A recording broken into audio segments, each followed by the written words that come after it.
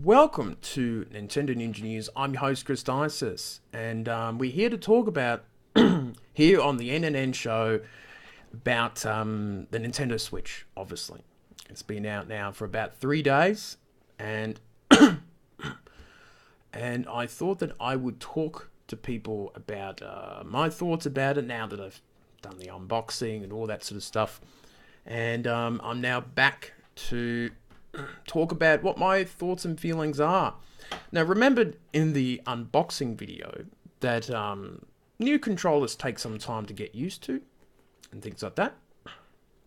And I was happy to report that I am very happy with the handheld in terms of the controllers and that.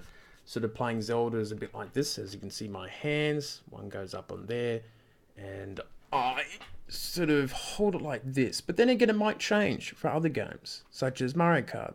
I might be using this for the items and things like that. Now, in the charging, the grip that is in the other room, I was a little more worried about that during the unboxing video.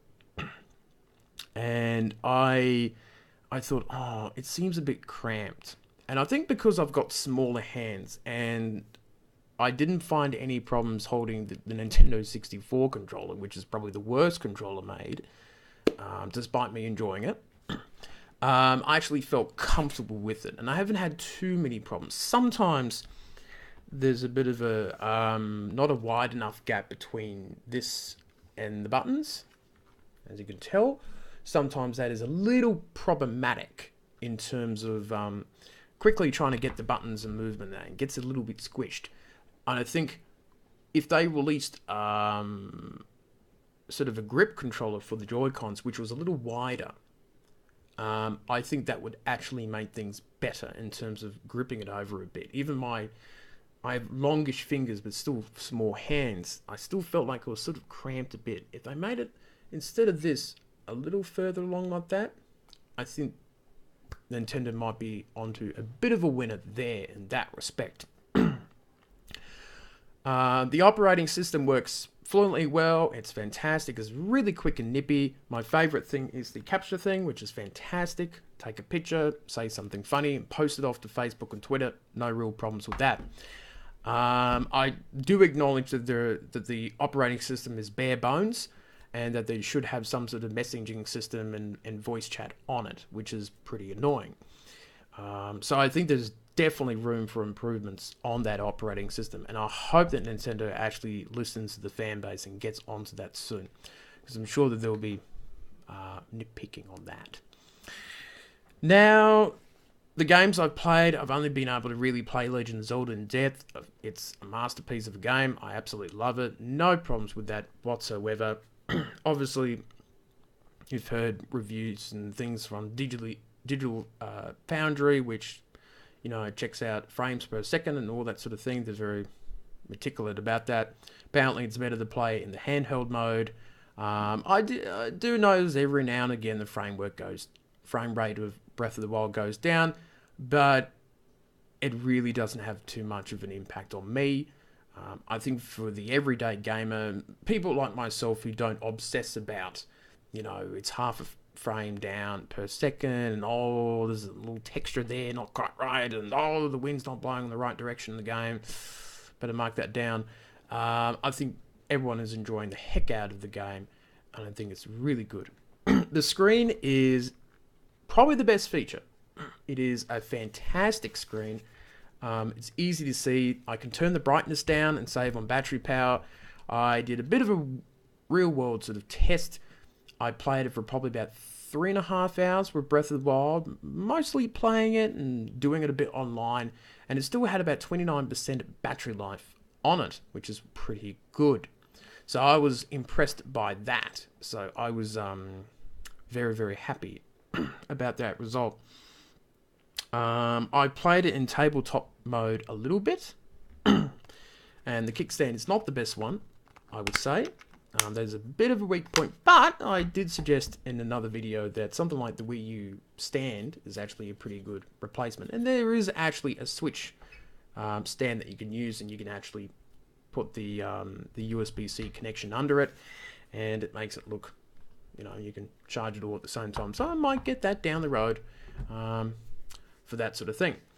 Now, I played some of the Japanese games, the demo of Dragon Quest 2, which I didn't really know what I was playing at, or the Tetris one they had on the Japanese eShop, and they played really well in bright colors, and it looked really great, and it looked really good. I played this Nipper Clips demo, which looks really interesting and very, very cool.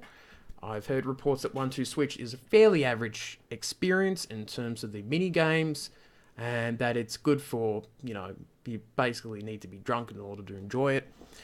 But it's more like a Wii Sports that, a bit like Nintendo Land, it doesn't really hit the mark too well, and it's probably not worth the purchase price. Probably get it on discount in the next few months or in a year's time, where it's probably down to something like $25. The other things is the dock is absolutely fine. I'm not one of those people who slam dunks their console into the dock like this, boom, and get it scratched. I have had no injuries to it, and I think some people are not putting it in the dock correctly. I think they're, not caring for their products very well. I don't understand how you can get it scratched. Now, I can understand there's no protection inside the dock, but there is enough space to put it in without damaging it. So you just need to be a little more careful with that for people who are scratching their Switch consoles. Now, I've been played with the Pro Controller, which is a separate device, but I've heard extremely positive reports from it, even from people who have not even played it, and they've just felt it in their hands and they've just gone, this feels great. So I'm thinking I'm going to be very impressed by that when I get that later on this week. I thought about getting a second dock for Nintendo Ninja News, but the fact that the thing is so light and so easy to just plug out of the TV and put it in the other room, I don't think I can really spend another $130 for a second dock. And I thought of getting another bag for the Switch, but I don't see myself taking the dock with me to many places or quite often, because the handheld is pretty good by itself. So if I did want to go over to a friend's place or go somewhere, I can just take the ACD adapter out and just charge it when I need to. So it's not too bad like that. But overall, I've been really impressed by the Switch hardware. I think there's still some way to go in terms of fixing up the operating system and sort of fleshing it out more. It's very bare skeleton. But I am also happy to see where it goes. But I'm also impressed by how speedy the operating system is. And I hope that they don't add too many features, which I doubt, and it makes it more bogged down. So overall, I'm really, really happy with the Nintendo Switch. It's the home console and handheld in one. I don't have to divide my time between the Wii U and the 3DS, and I can really focus on sort of doing reviews and things like that, and showing off the Switch abilities and playing the games on the go everywhere. Of course, the next big release now that Breath of the Wild has finally come out after so long is Mario Kart 8 Deluxe on April the 28th, and I'm going to be playing that game all the time. I think I might get it digital. I'm not too sure, but I have to have a think about it. I'll have to sort of have a little ponder about it. But overall, I think the Switch has been a great success. Looks like it's selling very well, despite complaints about the Joy-Con desyncing and damaging the screens and lots of little itty-bitty things that they're not happy about. And some of them are legitimate. The voice chat thing is annoying. The desyncing issue must be annoying for some. But for others like me, I've had zero issues with it. So I think it might be more of a software issue or what people are doing with it. Are they playing it too far back, or the holding the control in an odd way? I don't know, but I think that it will be fixed in the software patch. Don't overly panic. All launch products and consoles have a bit of teething problems and, I always give consoles about 2 years to really judge on how well it's doing, and it's only been out for 3 days. So let's not hit the panic stations yet. It's only been 72 hours since the thing's been released. So let's just calm down and enjoy Breath of the Wild and the other cool little games that's come out too for the consoles. So it's been a fun time. And for me, it's been a fun and exciting time for everyone. Here at Nintendo Ninja News, we did our unboxing. Didn't do quite as well as I hoped. So I'm a little bit concerned about that. But our Facebook Live has been doing really well. So that's a positive for us. And we're going to be trying to do something with our Twitter page too. So just for those who are curious on what's happening with Nintendo Ninja News, well, I'm obviously very happy, and I can play the Switch on the tabletop mode, and I'll probably use the Pro Controller. But it's great to be able to play home console games just right next to the PC when I'm doing Ninja News work, so I can multitask.